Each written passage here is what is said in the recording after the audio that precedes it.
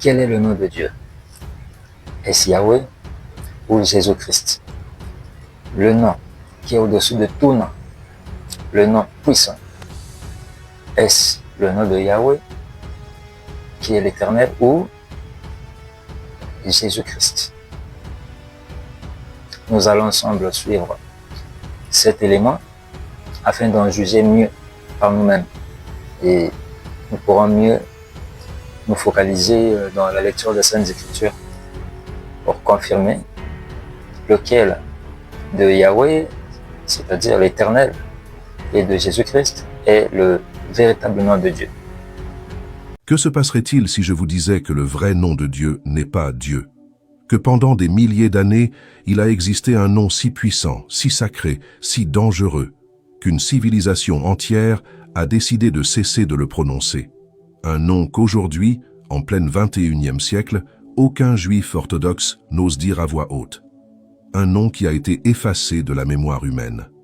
Et tout a commencé par une question, celle qu'un berger a posée à un buisson qui brûlait sans se consumer. Ce que vous allez découvrir dans les prochaines minutes va complètement changer votre compréhension de Dieu, car derrière ce nom se cache un message enfoui qui attend d'être compris depuis plus de 3000 ans.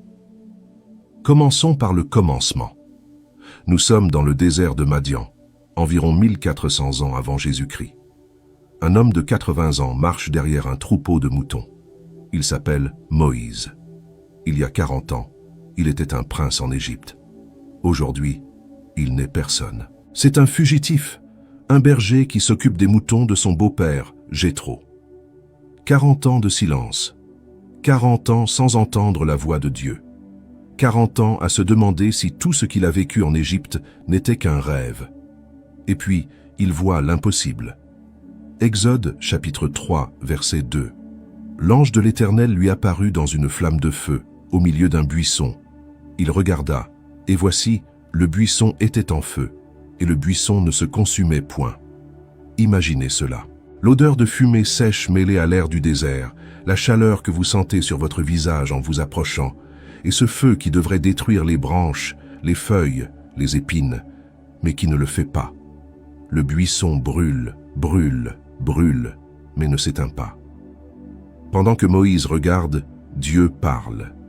Il lui dit qu'il a vu la souffrance de son peuple en Égypte, qu'il a entendu leurs cris, qu'il va les libérer, et que Moïse sera celui qui accomplira cela. Et voici le moment qui change l'histoire. Moïse, avec toute la logique du monde, pose une question à Dieu. Exode, chapitre 3, verset 13. Moïse dit à Dieu, « Voici, je vais trouver les enfants d'Israël, et je leur dirai, « Le Dieu de vos pères m'a envoyé vers vous. S'ils me demandent quel est son nom, que leur répondrai-je? Quel est son nom? » Cela semble une question simple, mais elle ne l'est pas. Pour comprendre pourquoi, vous devez savoir quelque chose de crucial sur le monde antique. Dans l'ancien Proche-Orient, chaque dieu avait un nom. Les Égyptiens avaient Ra, Osiris, Isis, Horus, Anubis. Les Cananéens avaient Baal, Ashéra, Moloch, Dagon. Les Babyloniens avaient Marduk, Ishtar, Enlil. Les noms n'étaient pas décoratifs. Dans la mentalité antique, le nom d'un dieu révélait sa nature, sa fonction, son domaine. Baal signifiait « seigneur » ou « maître ». Marduk était associé au soleil. Ra était littéralement le soleil. Lorsque vous connaissiez le nom d'un dieu, vous saviez ce qu'il faisait, ce qu'il contrôlait, où se situait son pouvoir. Alors, quand Moïse demande « quel est son nom ?», il ne demande pas une étiquette. Il demande une définition. Il dit « Qui es-tu exactement? Quel genre de Dieu es-tu? Es-tu le Dieu des tempêtes, comme Baal? Es-tu le Dieu du soleil, comme Ra? Quelle est ta spécialité? Quelle est ta juridiction? Quelle est ta limite? » Et il y a autre chose derrière cette question que vous devez comprendre. Moïse a grandi en Égypte. Il a été éduqué comme un prince égyptien. Acte 7, 22 dit qu'il fut instruit dans toute la sagesse des Égyptiens. Et la religion égyptienne comptait plus de 2000 dieux.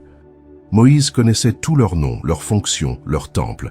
Il savait que Thoth était le dieu de l'écriture, que Sobek était le dieu de l'eau, que Hathor était la déesse de la maternité, qu'Anubis était le dieu des morts. Alors, quand il demande à Dieu « Quel est ton nom ?» Il pose la question depuis le cadre mental de quelqu'un qui connaît 2000 noms de 2000 dieux différents.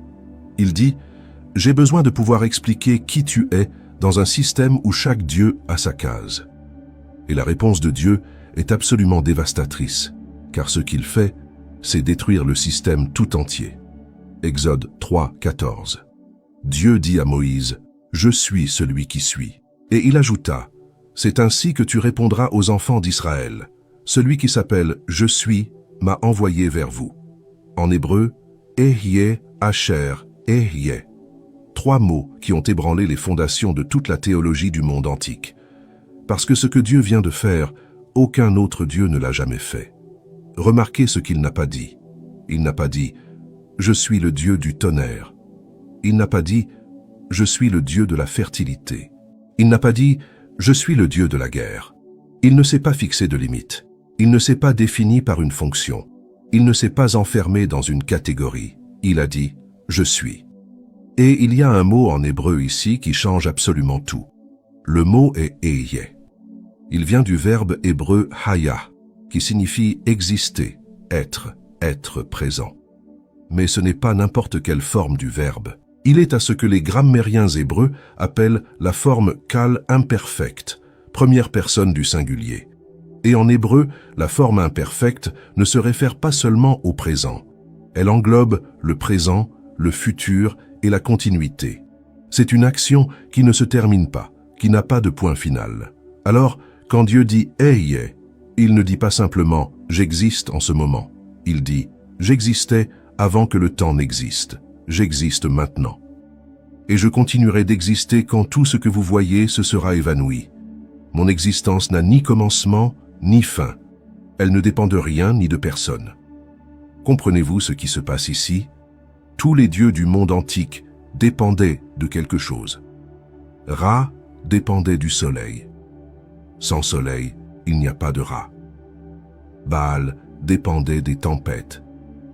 Sans pluie, Baal s'affaiblissait. Marduk avait besoin de temples, de prêtres et de sacrifices pour maintenir son pouvoir. Chaque dieu était un dieu de quelque chose, et être le dieu de quelque chose, c'est être limité par cette chose. Mais Dieu ne dit pas « je suis celui qui fait ». Il dit « je suis celui qui est ». Son existence ne dépend de rien d'extérieur.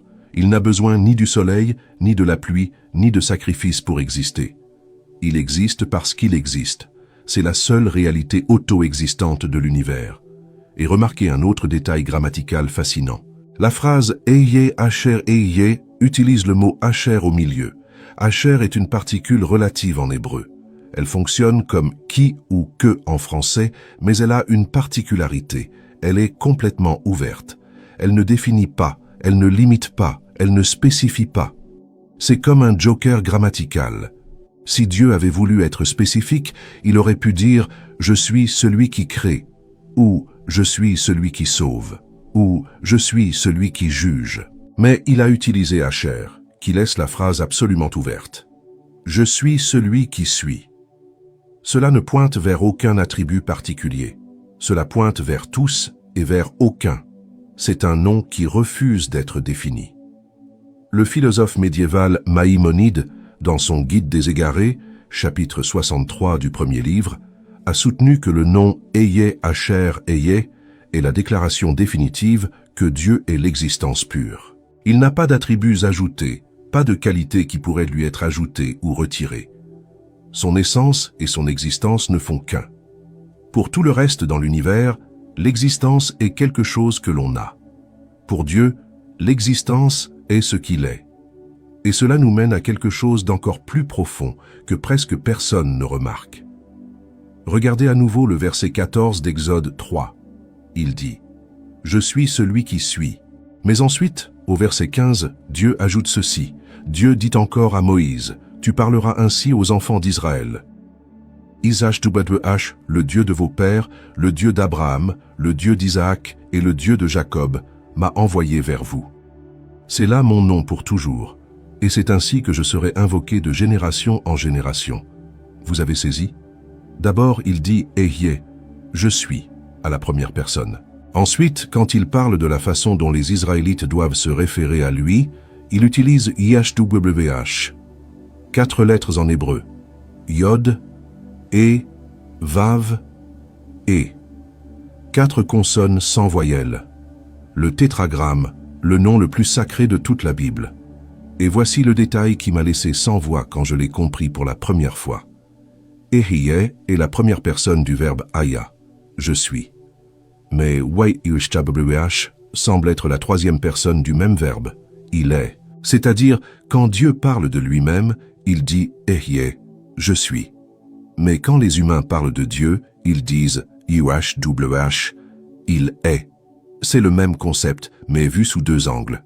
Depuis l'intérieur de Dieu, je suis. Depuis l'extérieur, depuis la perspective humaine, il est. C'est comme si Dieu avait conçu son propre nom avec 2 faces. Une face que lui seul peut prononcer et une autre face que nous utilisons pour parler de lui. Un nom qui change selon qui le dit. Aucun autre Dieu dans l'histoire de l'humanité n'a un nom semblable. L'Encyclopædia Britannica note quelque chose de très intéressant. De nombreux érudits pensent que la signification la plus appropriée de YHWH pourrait être « il fait exister tout ce qui existe ». C'est-à-dire que YHWH n'existe pas seulement par lui-même, il est la source de toute existence. Tout ce que vous voyez, les montagnes, la mer, les étoiles, votre corps, votre respiration, existe parce que YHWH le soutient. S'il cessait d'être un seul instant, l'univers tout entier cesserait d'exister. Acte 17, 28 le dit ainsi. Car en lui, nous avons la vie, le mouvement et l'être. Et maintenant, je veux que vous réfléchissiez à quelque chose. Il y a un détail ici, qui se connecte à un événement survenu 700 ans avant Moïse. Lorsque Dieu a parlé à Abraham, il s'est présenté comme El Shaddai, Dieu tout-puissant. Genèse 17, 1. Quand il a parlé à Isaac, il s'est présenté comme le Dieu d'Abraham. Quand il a parlé à Jacob, il s'est présenté comme le Dieu d'Abraham et d'Isaac. Chaque fois que Dieu apparaissait, il utilisait un nom différent, un titre différent, une facette différente de son caractère. Et il y a un verset qui rend cette progression explicite. Exode 6.3. Je suis apparu à Abraham, à Isaac et à Jacob comme El Shaddai, mais je n'ai pas été connu d'eux sous mon nom, YHWH. Vous avez entendu? Dieu dit à Moïse, au patriarche, je me suis présenté comme El Shaddai, mais mon vrai nom, je ne le leur ai pas révélé. Abraham a marché avec Dieu pendant 100 ans et n'a pas connu son vrai nom. Isaac a prié Dieu toute sa vie et n'a pas connu son vrai nom. Jacob a lutté avec Dieu toute une nuit et lui a demandé son nom, et la réponse fut « Pourquoi demandes-tu mon nom ?» Il ne le lui a pas donné. Genèse 32, 29. 3 générations de patriarches, des hommes qui ont parlé avec Dieu, qui ont reçu des promesses de Dieu, qui ont bâti des autels à Dieu. Et aucun d'eux n'a connu son nom. Le nom était réservé, gardé, attendant le moment propice. Et ce moment fut le buisson ardent. Moïse, non pas Abraham, non pas Isaac, non pas Jacob, fut le premier à entendre le nom. Un fugitif de 80 ans, un berger sans pouvoir, sans armée, sans prestige. Dieu n'a pas révélé son nom dans un palais, il l'a révélé dans un désert. Il ne l'a pas donné à un roi, il l'a donné à un berger.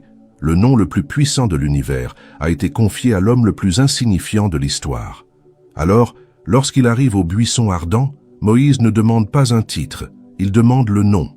Et Dieu, pour la première fois dans toute l'histoire biblique, répond par son nom essentiel. Pas un titre, pas une fonction. Son identité la plus profonde. Ehyeh, Asher, Ehyeh. Je suis celui qui suis. YHWH. Puis il dit quelque chose qui devrait vous donner la chair de poule. C'est là mon nom pour toujours, et c'est ainsi que je serai invoqué de génération en génération. Exode 3.15. Pour toujours, pour toutes les générations. Dieu voulait que ce nom soit prononcé. Il voulait qu'il soit rappelé. Il voulait qu'il résonne dans chaque génération.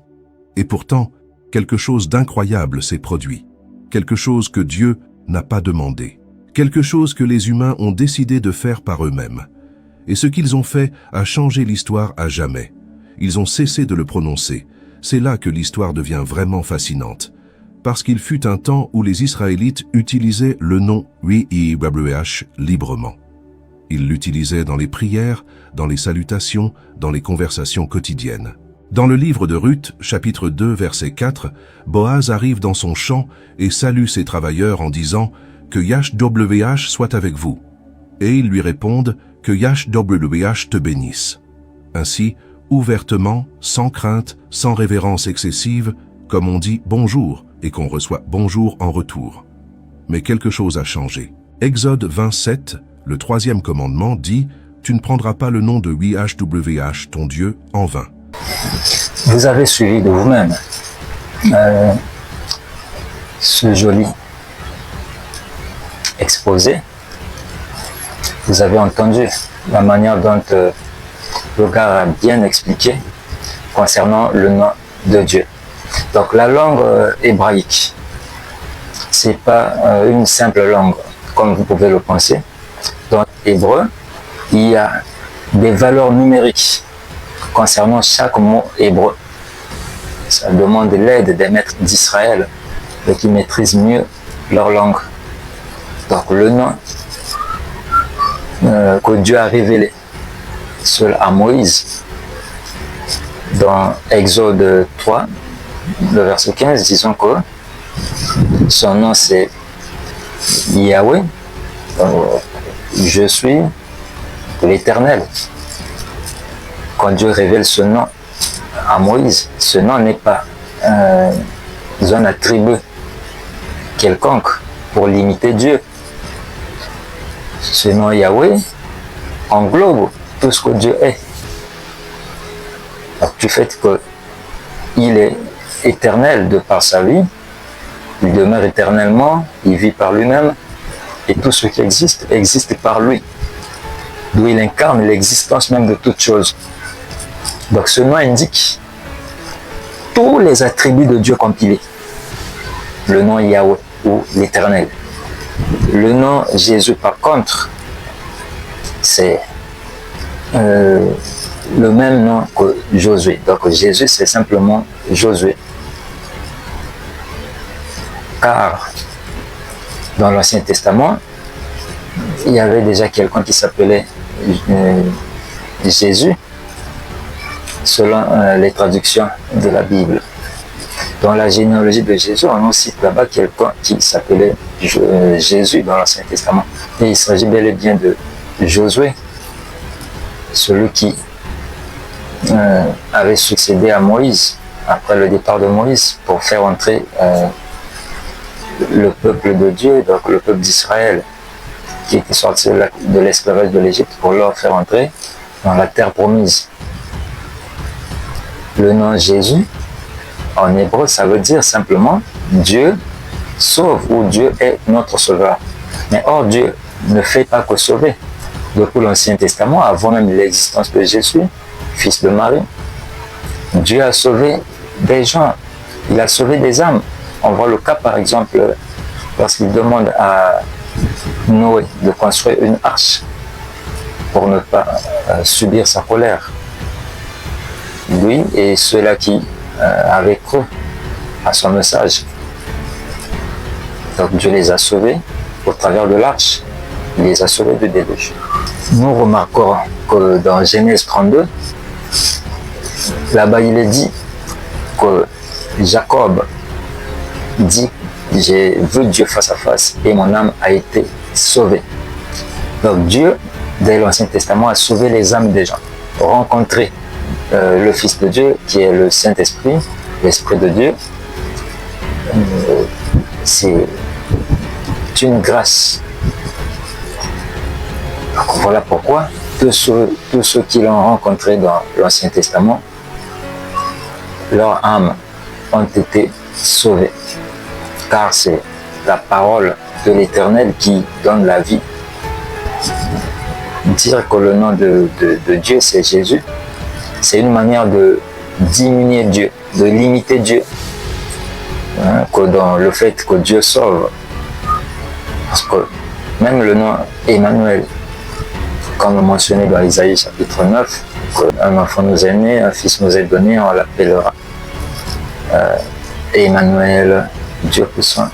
Mais